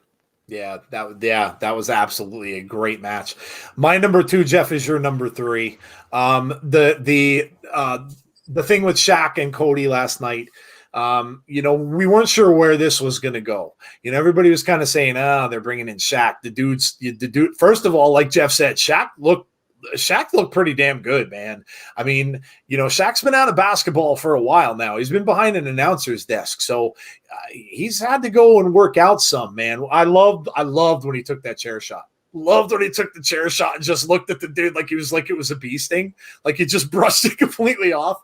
But the way that they finished that, both men going through the tables, laying on the ground, Jade coming over looking like she's super concerned, and then all of a sudden just didn't care.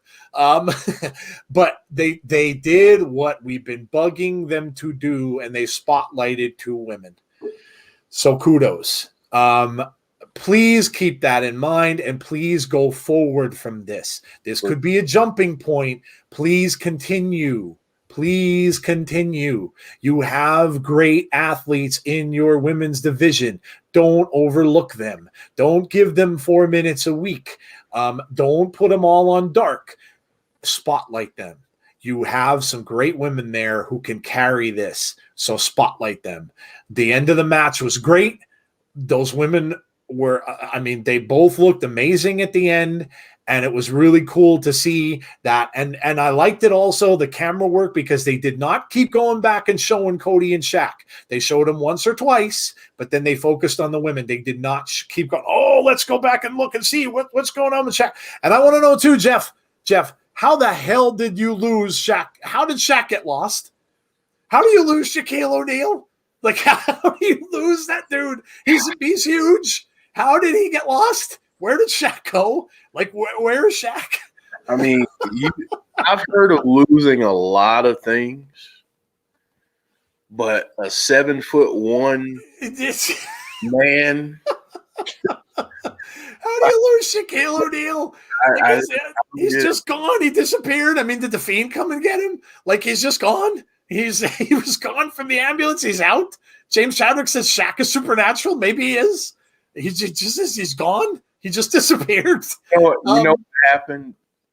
Sting and the hug backstage.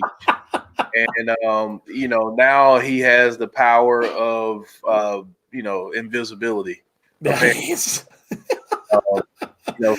Sting is the wizard. That's what it is. Oh my God. Oh, dude, so awesome. Chris saying, what is this I'm hearing? WWE took off Brock merch. Oh my goodness, really? Oh boy. Really? That's interesting. Really? Did you confirm that? Chris, did you go literally look in the WWE shop and see that that's not? Wow. Uh-oh. Oh, boy. Listen, if there are quakes made for promotions, if Brock Lesnar shows up on AEW, oh, boy. Oh, boy, will you have quakes happening then. Wow. No, I did not know that, Chris. That is rude. Oh, they took it. C Wrestling saying they took it off before. Said they took it off last year when his contract expired. Okay. I didn't know. I don't look for Brock stuff, so I wouldn't have known. I wouldn't have seen that. I rarely ever go anything that I rarely go to the shop to look for much except for Bray stuff. So I really don't look for a lot of that. So I wouldn't have known that. Okay. All right. Well, crisis averted. All right, Jeff. Oh boy. What is all right, what's your number one, man? Number one, we talked about it earlier, pretty darn obvious. Bobby Lashley winning the WWE Championship. Yep. Because the man has been in the business for 17 years. And while he held the TNA Impact Championship, he didn't hold the title in WWE. And I mean, the man is a monster. He's always looked like $1 million. Give the guy MVP. The formula worked in TNA/Impact. They did it in WWE, and it's worked very well for all parties involved since MVP has been back. So kudos to WWE for doing this. It's it's definitely, historic in the sense that he's the third African American to hold the WWE title, and that means a lot. And it just shows. I know a lot of people are going to be like, well, it's just a wrestling storyline, but you have little black kids, black girls and boys watching the WWE and AEW and all these other promotions, and that's their dream. They want to do that one day. For the longest time, unless you were in the indies and some forward thinking places, your ceiling was mid card. With some guys it was in the WWE, it was the IC title. Now that glass ceiling is no longer there. That started with The Rock, and then you get to Kofi. You think about Booker T, Mark Henry. Held the World Heavyweight Championship, not the WWE title, but that's where we are, and this gives those kids hope. Not just a little black girls and boys, but kids who maybe are from a different upbringing and they have had it hard, and people have told them they can't do certain things. This tells you that you can do anything that you put your mind to. So yeah, that's my number one. Absolutely. Brian Coleman says, my number one is the huge win by my girl in NXT UK, Zaya Brookside, beating Nina Samuels. Nina is now Zaya's personal assistant for a month. LOL. Look, I'd say that's what's cool. Everybody has their different moments that they loved in wrestling, and that's awesome. My number one, and I don't have to say much more about it because Jeff covered it so well, is Bobby Lashley winning as well. That was also my number one of the week. Pretty much hands down. I don't think really that there was much else close. I think him winning that title was awesome. I think it was well deserved. He put in a lot of work in a lot of really crappy things that he was involved in early on, and we were privy to some of those. So yeah. And we both talked about it. We hope that he does have a long title reign. And I think it's awesome for many, many reasons. And, like I said, Jeff just put it so well as to what he said. And whenever you can take something from sports or sports entertainment, and you could use it as a way to have young, like Jeff was saying, like young kids can watch that and say, that's really awesome. I want to be that person, and that's really cool. Then you're doing something right. So yeah, really, really cool moment. And I'm not going to really go on more about it because we talked about it a lot. And, but yeah, that was definitely my number one moment of the week as well. All right. Someone's birthday, Dalton Riley. Happy birthday, Dalton Riley.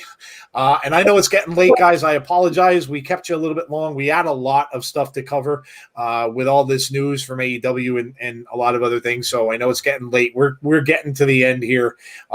We've got our new topic, and we won't spend a whole lot of time on it. This is kind of just a little lighthearted thing to kind of get the whole thing prepped for Jesse. And I don't know if Jesse's even in the chat.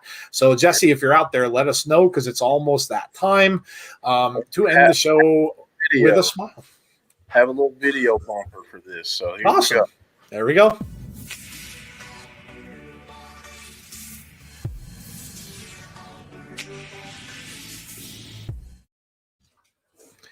The lighter side of the ring with the insiders.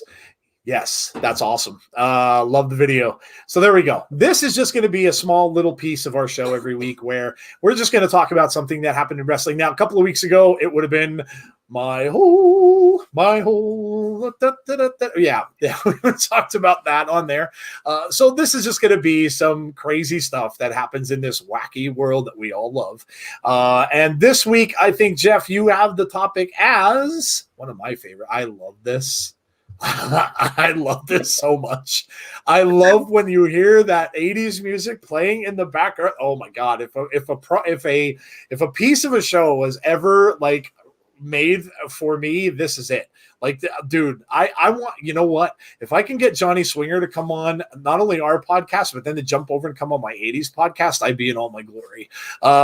Dude, this is hilarious stuff. And I love how Impact does this. And again, they got kudos again on Bleacher Report this week. And they said that, and they did, this is twice now that they've said this, that I've been reading the reviews on Bleacher about their show. And they had mentioned that they love how they do promos, and they love how they do promos that keep people involved that aren't going to be involved at all. And it makes a hell of a lot of sense. Like, instead of sitting them in catering and getting them completely off the show and you don't see them for weeks upon weeks, why not have them in a little thing like this? And it started with Wrestle House, which I absolutely loved. And now it's continued into this, which is Johnny Swinger's Palace. I like I said, I love this. It's poker, but it's all rigged. Johnny Swinger's making tons of money, keeps walking out with the roll of money. So they're cheating. Obviously, Johnny Bravo's cheating. Johnny Bravo better be careful, or he's going to get shot again, and 2 times in 2 years. He's going to get shot again. But I think this stuff is great, man. I love it. I love the fact that they're keeping people on TV. Ace Austin, as you can see in the picture, was there. They had Rohit there. So it kind of seems like the people that may not be necessarily involved in the storyline are getting put in this. And I think it's great. And that same article on Bleacher said that other people should look at this. And like companies like WWE and AEW should take a good look at the way that Impact does promos. That's saying something. That's really saying something. And, I think people need to pay more attention to the way they do promos and use more people in certain other ways. But dude, I love this stuff, Jeff. I love it. Yeah. I mean, I love, there's a time and a place for your serious wrestling. Yep. For your matches, your serious promos. I mean, heck, that's the beauty of Impact. You got this moment, but you also got Sammy freaking Callahan destroying Trey Bell's school. Yeah. Okay. So, I mean, that's the kind of thing. Everything can exist on one show. It just all comes down to how do you weave it together, and you just make things make sense. And that's what Impact does so well. But I got to say this. Swingers Palace, they actually have the shirt now. It's up for sale. So that's awesome. If you want to get that shirt, get it. But I got to give a shout out to him naming his female friends the Swingerellas. The Robert Palmer girls. Love it. He's just, listen, I love Johnny Swinger. Every roster has a Johnny Swinger on it. It all depends on how you use that person in your company. WWE should absolutely do some more stuff like this. I'd like to see more companies do things like this. AEW, they do some good stuff with promos. I want to see some more of it. So, they're a shining example that you don't have to force comedy. It can just happen organically if you have the right people included. Yep. And as we talked about a couple of weeks ago, or last week, I'm sorry, when Question Mark passed away, there's another great, that was all promos that was done by NWA. And that's what got that character to where he was. And if you guys choose to watch NWA, you'll see this kind of thing happen there because they do a ton of promos. Some of it is humor, some of it not so much, where you got Nick Aldis screaming at the fans saying they're all a bunch of lazy slobs. So either one, but they do a lot of promos, and you're going to see some good stuff coming out of that too. So I love this stuff. And this is like I said, this will be the place where kind of get it warmed up for Jesse at the end. We'll talk a little bit about what we saw that might've been funny. And we get this stuff, guys. You get the whole thing with Nia Jax. You get things that happen that are just really humorous in these wrestling shows. And we will spotlight one of them every week in this spot. So, all right, cool. Jesse, you're up. Again, I know we kept you a while. I apologize for being longer.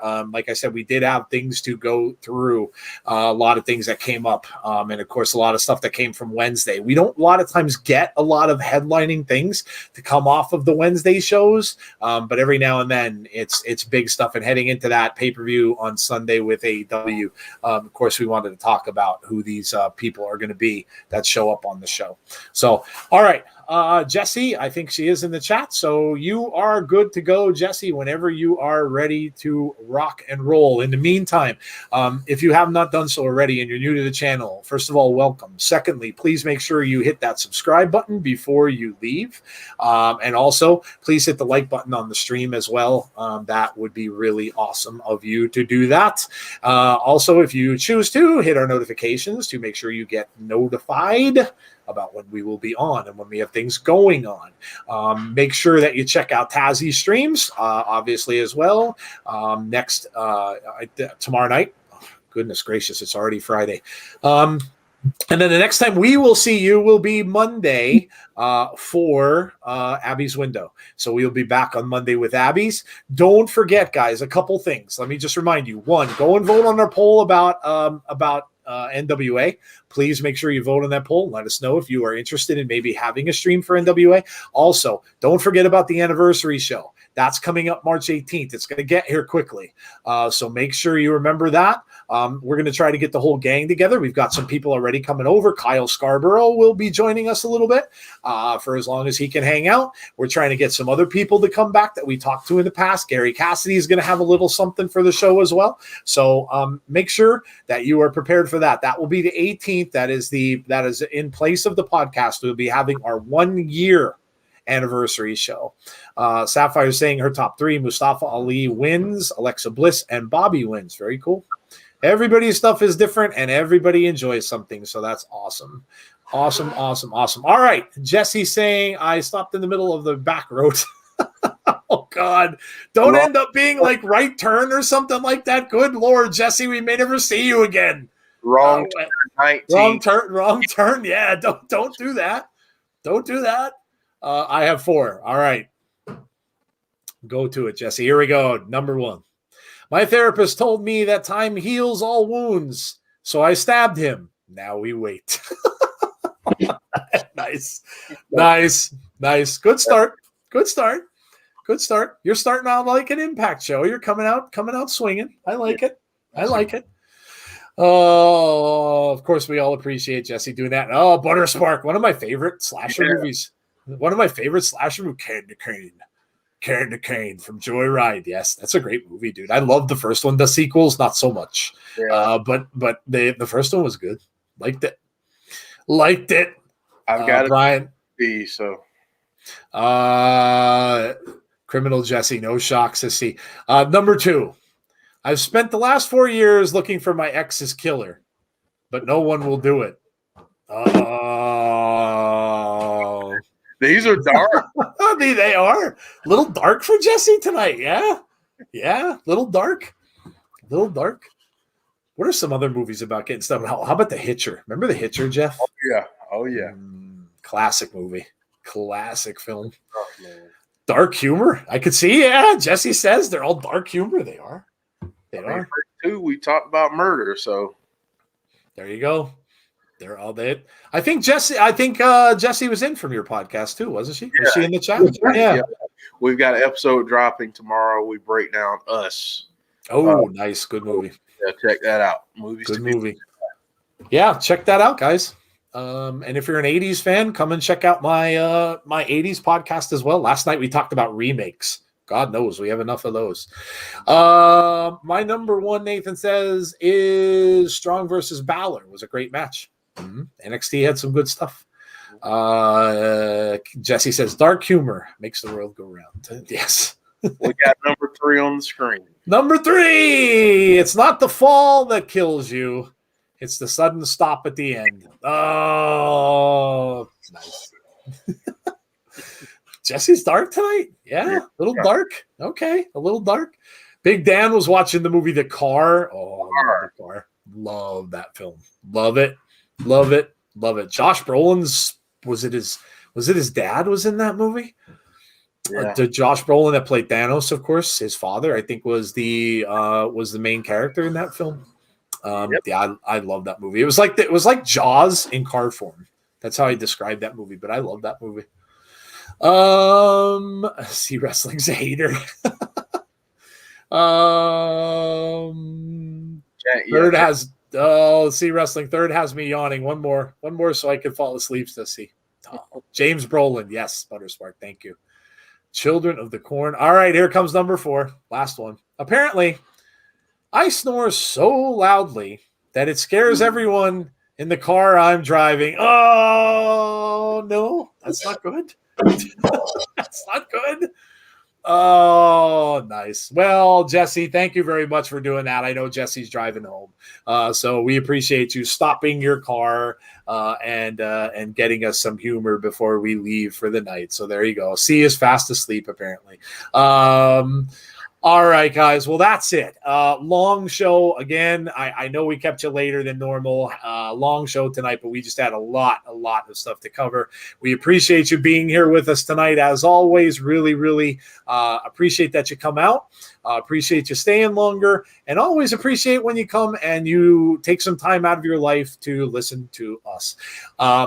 Enjoy the rest of your week. Obviously, like I said, check out Tazzy's stream tomorrow. Have fun watching SmackDown. And for those of you who are going to check out the AEW pay-per-view on Sunday, enjoy it. However you choose to do that, whether you choose to go sit in theater and watch it or whether you're going to watch it from home, enjoy it and enjoy the surprises that you're going to get, because that's always fun when that kind of stuff happens in wrestling. And I'm sure Jeff and I will be back to talk all about it next week. We will talk all about what happened and who that big surprise was or who those people were, and we'll see you for that as well. So again, make sure you join us next week. Obviously Monday for Abby's Window, Tuesday for Impact Wrestling, which is a go home show, and then of course Thursday night will be our podcast, and the next Saturday we have got another Impact pay-per-view on Saturday night, which is going to be amazing. The card already is stacked. They didn't even announce all the matches yet, so we will be back with you next Saturday for that.